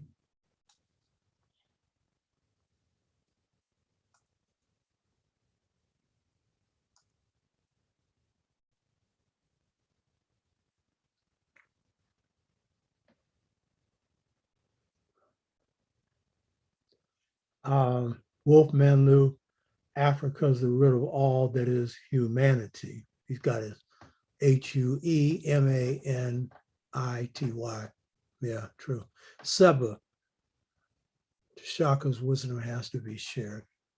Yeah, help me expand the viewing audience here.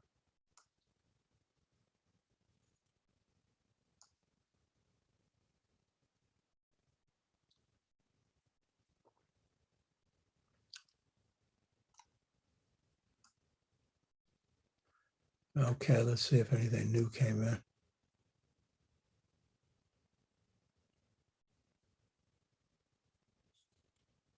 Okay, Catherine 7, Africa is my beacon, my guide out of this mess. I feel I'm stuck in. Africa is mother of my mother and fathers before me, that which gives you life, beautifully said. Shepsu Heru, big brother, I salute you. I realize that as you go through challenges with the understanding that every experience serves to get you closer to your essence, challenges become easier. Yeah, well put. And in fact, challenges help shape you. And sometimes the greatest challenges, the roughest ones, if you face them and own up to them and own your part and work on them, that's where growth comes from. And yeah, it's challenging to be in Africa. It's challenging to be Black. And guess what? As I said before, we went through the C.O.R.E and stuff. And it's true for all human beings, but for us, you chose this. Not to be oppressed, but you chose to be African. You chose this. So greet a challenge. I remember a guy once saying, in a crisis, welcome it. That is one of the best ways to approach a crisis because you can't run away from it. You're in it. And the question is, what are you going to do with it? And so if you embrace it, learn from it, then you can grow. So this has been enjoyable. I hope you get something out of it. And Shepsu Heru, thank you. Thank all of you. These were good comments. And the more of you that ask questions, good, but also that just make comments. Those are good. Because that's, a teacher is a student, a leader is a follower. And so for me, part of what I get out of this is the exchange. But the most important thing I get is if I can put a little light in somebody's life, that's my goal. That's my goal. Putting a smile on my lady's face, putting a smile on yours. That's my goal. You know what I mean? Tap dancing on the heads of my enemies, that's enjoyable, but that's for a purpose. So asante to all of you. I love all of you. And keep on keeping on. And tell people to check in on this show and subscribe.